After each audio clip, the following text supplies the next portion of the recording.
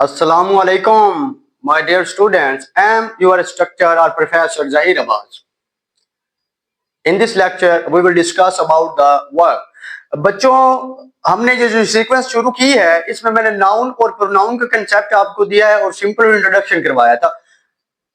आज हम वर्ब के बारे में डिस्कशन करेंगे और बच्चों एक बात को ध्यान में रखिएगा कि ऐसे नहीं है कि मैं आपको रिकॉल नहीं करवाऊंगा जो आपको पढ़ाया है इन द लेक्चर। जो आने वाले हमारे लेक्चर्स हैं, जो 30 डेज कोर्स हमने स्टार्ट किया है, उसमें मैं आपको रिकॉल करवाता रहूंगा कि what we have study and what we want to study and what we have to study.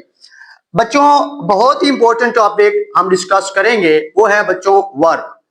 अच्छा, मैं इसको कैटेगराइज करके और सिंपल तरीके से बयान करने की कोशिश करूंगा। मैं टाइप ऑफ द वर्ब्स को डिस्कस करता हूं। अच्छा, एक बात को समझिए कि वर्ब क्या है। द एक्शन वर्ड्स, बच्चों जो एक्शन वर्ड्स हैं, the action words are called verb. जो एक्शन वर्ड्स होते हैं बच्चों, वो हमारे पास क्या होते हैं? वर्ब। यानी वर्ब्स के अंदर क्या चीज आती है? जो एक्शन वर्ड्स, जैसे कि गो, ये एक्शन वर्ड है, तो ये सारे the action words are called the verb. अच्छा, एक बात को यहाँ पे, जो हमारे पास टाइप ऑफ द वर्ब्स हैं उसमें हमारे पास जो फर्स्ट वन है वो रेगुलर वर्ब है। आपको ज्यादा वर्ब के बारे में डिटेल जो है वो होना जरूरी है। वो क्यों? क्योंकि बहुत सारे जो सेंटेंसेस हैं वो इसी से बनाए जाएंगे। यानी जिस बच्चे को वर्ब का कंसेप्ट नहीं होगा उसके लिए टेंसेस, सेंटेंसेस, क्वेश्चंस बनाना मुश्किल हो जाएंगे। हमारे पास रेगुलर होता है, इसके बाद हमारे पास इर्रेगुलर वर्ब, फिर बच्चों हमारे पास सिंपल वर्ब। अच्छा, वर्ब क्या है? एक पार्ट ऑफ स्पीच है। Adjective, noun, adjective, pronoun, verb, adverb, preposition, conjunction, interjection, जो सारे के सारे पार्ट ऑफ स्पीच हैं और वर्ब उनमें से एक है। The action words are called the verb. इसमें रेगुलर, इर्रेगुलर, सिंपल, आपने ज्यादा डिटेल में नहीं, आपका जो आने वाले लेक्चर्स के लिए जरूरी है वो मैं आपको पढ़ाऊंगा यहाँ पे। रेगुलर वर्ब के अंदर ऐसे वर्ब्स आते हैं जिसकी दूसरी फॉर्म बनाना बहुत ज्यादा आसान होता है। जैसे कि बच्चों मैं यहां पे लिखता हूं play, one of the most important, play. इसकी सेकंड फॉर्म होती है प्लेड। आपने सिंपल ईडी लगा दें और वो सेकंड फॉर्म, वो थर्ड फॉर्म। ये बात तो आपने सुनी होगी बुक्स के अंदर, V1, V2, V3। V1 का मतलब होता है फर्स्ट फॉर्म, V2 का मतलब होता है सेकंड फॉर्म और V3 का मतलब होता है थर्ड फॉर्म। आपके पास फर्स्ट फॉर्म है और आपने सेकंड फॉर्म बनानी है तो आप सिंपल ईडी लगा दें तो वो बच्चों आपके पास सेकंड फॉर्म बन जाती है। और तीसरी भी जो थर्ड फॉर्म होती है वो भी आपने बनानी है तो आगे ईडी लगा देना है। तो ये आपके पास कौन से वर्ब होते हैं? अच्छा, यहां पे देखें, जैसा कि कुक है तो इसकी सेकंड फॉर्म क्या अगर आप बनाए, ईडी लगा दें तो सेकंड फॉर्म बन जाती है। ईडी लगा दें तो ये थर्ड फॉर्म। यानी सिंपल बात करने का मकसद है कि रेगुलर वो होते हैं फर्स्ट फॉर्म के साथ अगर ईडी लगा दें और वो सेकंड और थर्ड फॉर्म बन जाए तो आपके पास। इर्रेगुलर क्या होते हैं? जिसकी फर्स्ट फॉर्म सेकंड फॉर्म और थर्ड फॉर्म से मुख्तलिफ होती है। फर्स्ट फॉर्म सेकंड और थर्ड से मुख्तलिफ। यहां पे देखें, गो है तो बच्चे कहे क्या कहेंगे कि गो, सर ने बताया कि ईडी लगा दें तो सेकंड फॉर्म बन जाती है। ईडी नहीं बच्चों, ऐसे नहीं है। गोड नहीं होगा, बल्कि आप इसकी सेकंड फॉर्म हमारे पास होगी वेंट और थर्ड फॉर्म होती है गोन। अब ये अनएक्सपेक्टेड चीज है, इर्रेगुलर है, रेगुलर नहीं है।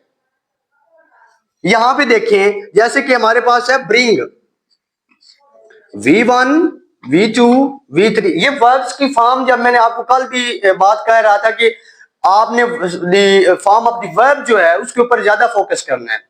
आप उनको क्या करें, प्रिपेयर करें। अच्छा, यहां पे देखें ब्रिंग है। अब दूसरी जो फॉर्म है वो ईडी से नहीं बल्कि ब्रिंग, ब्रॉड, ब्रॉड होता है। अनएक्सपेक्टेड, इसे कहते हैं कि रट्टा। यानी ऐसे इन फॉर्म्स के अंदर आपने रट्टा लगाना है। जैसे कि स्पीक है, अब आप ऐसे नहीं कर सकते कि स्पीक है तो इसकी सेकंड फॉर्म आप बनाए तो सिंपल आगे क्या लगा दे, ईडी। थर्ड फॉर्म नहीं बच्चों, ये बात बिल्कुल गलत है। सेकंड फॉर्म इसकी बिल्कुल मुख्तलिफ होती है। फर्स्ट से स्पीक, स्पोक होता है बच्चों। Third form spoken. आप इसमें देखें, ये ऐसे कंसेप्ट नहीं है कि आप इसको यानी बात करने का मकसद ये है कि इसको रट्टा लगाना पड़ता है, याद करनी पड़ती हैं। जैसे कि यहाँ पे एक बहुत सिंपल मैं वर्ब की ले रहा हूं, वर्ब राइट, और इसकी दूसरी फॉर्म जो होती है ना रोट, और फिर क्या होती है रिटन। बात समझ आई होगी आपको कि जब आपने रेगुलर की बात करनी है तो सिंपल ही अब आपने फॉर्म ऑफ द वर्ब से याद करनी है। जब सिंपल ईडी लगा दें और वो सेकंड और थर्ड में चेंज हो जाए तो वो आपके पास रेगुलर। इरेगुलर क्या है कि फर्स्ट, सेकंड और थर्ड या एंड वाली दो पहली से बिल्कुल मैच नहीं करती। अब इसमें बहुत सारी आप और भी ले सकते हैं। अब हमारे पास जो है वो सिंपल है। इसमें ये होता है बच्चों कि फर्स्ट फॉर्म, सेकंड फॉर्म और थर्ड फॉर्म एक जैसी होती है। अच्छा, मैं अगर यहां पे आपको वर्ब के बारे में मजीद डिटेल दूं तो हमारे पास मेन वर्ब बुक में लिखा होता है मेन वर्ब, और इसके साथ साथ लिखा होता है हेल्पिंग वर्ब। अच्छा, ये क्या है? चलो ये तो बात हमें समझ आ गई कि ये रेगुलर वर्ब है, इरेगुलर है, सिंपल है। First form, second form, third form. Main verb जो बच्चों होती हैं वो यही होती हैं। जैसे कि मैं यहां पे एग्जांपल लेता हूं, I am speaking, I am speaking English. अब यहां पे मैंने एक एग्जांपल ली, आई एम स्पीकिंग इंग्लिश। अब इसमें ये जो बच्चों है एम, ये हमारे पास क्या है? हेल्पिंग वर्ब है। ये मेन वर्ब की मदद कर रही है, और ये वाली क्या है? ये हमारे पास बच्चों मेन वर्ब है। यानी ऐसी वर्ब जो मेन वर्ब की हेल्प करती हैं, इसको एक्सिलरी वर्ब भी कहा जाता है इनको। अच्छा, हमारे पास जो हेल्पिंग वर्ब होती है ये जमाने के लिहाज से, टेंसेस के लिहाज से, प्रेजेंट, पास्ट, फ्यूचर के लिहाज से चेंज होती रहती है। जैसे कि हमारे पास इज, प्रेजेंट में इज, एम और आर। ये इसमें वाज, पास्ट में वाज, वर। अगर प्रेजेंट की बात करें हैज, बहुत सारी है, हैज, हैव है। फ्यूचर के अंदर विल है। अगर हम बात करें टेंसेस में, मॉडल वर्ब्स के अंदर, तो उसके अंदर मस्ट आ जाता है, कुड आ जाता है, कैन आ जाता है, बहुत सारी हैं। तो ये हमारे पास क्या है? मेन वर्ब नहीं है, बल्कि क्या है? एक्सिलरी वर्ब्स, जिसको आप कहते हैं कि हेल्पिंग वर्ब्स। अच्छा, मेन वर्ब क्या है? यही बच्चों आपकी मेन वर्ब्स हैं। मेन वर्ब्स वो होती हैं टेंस, जैसे कि मैं यहां पे लिखता हूं आई स्पीक इंग्लिश, मैं इंग्लिश बोलता हूं। अब इसमें हेल्पिंग वर्ब है ही नहीं, बल्कि कौन सी वर्ब है? Main verb only. किसी टेंस के अंदर हेल्पिंग वर्ब भी होती है और साथ मेन वर्ब भी होती है, और किसी में हेल्पिंग वर्ब्स होते हैं। ये मैं आगे आपको बताऊंगा कि वर्ब ऑफ टू बी कैसे बनाने हैं, टेंसेस में कौन सी वर्ब इस्तेमाल करनी है। अच्छा, वर्ब में आपका कंसेप्ट आई थिंक क्लियर होगा। मैं यहां पे टेंस लेता हूं, आई वाज गोइंग, मैं जा रहा था। अब यहां पे ये बच्चों मैंने आपको ऑलरेडी पढ़ाया है कि इसको कहते हैं प्रोनाउन। जो नाउन की जगह पे इस्तेमाल हो होता है उसको प्रोनाउन कहते हैं।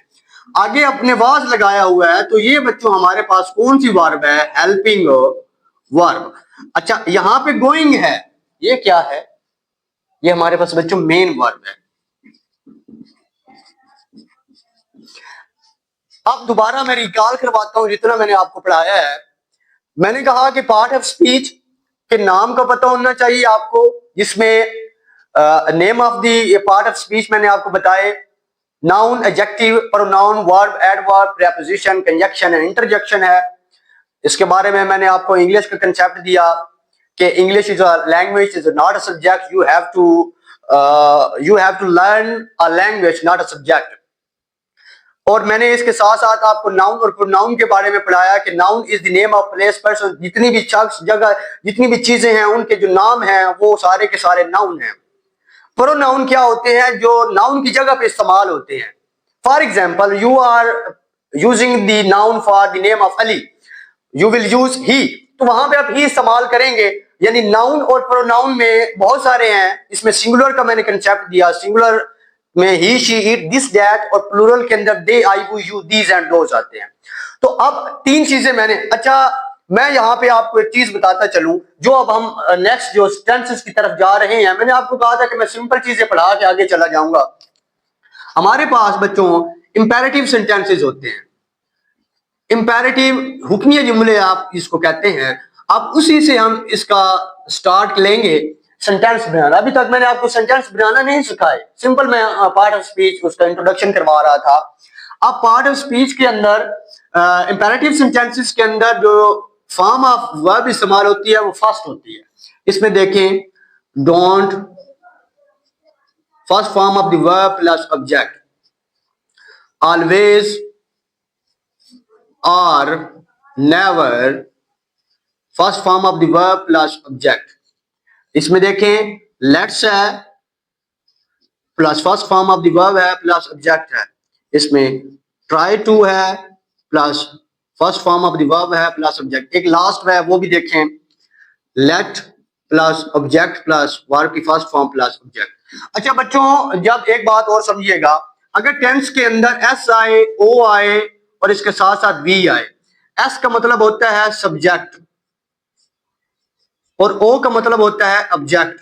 ऑब्जेक्ट जुमले के शुरू में आता है और सब्जेक्ट जुमले के स्टार्ट में आता है। और वर्ब जो होती है ये मेन वर्ब भी हो सकती है, और यानी अगर मैं टेंस के अंदर ये चीजें लिख दूं, एस वी प्लस ऑब्जेक्ट, तो एस का मतलब बच्चों होता है सब्जेक्ट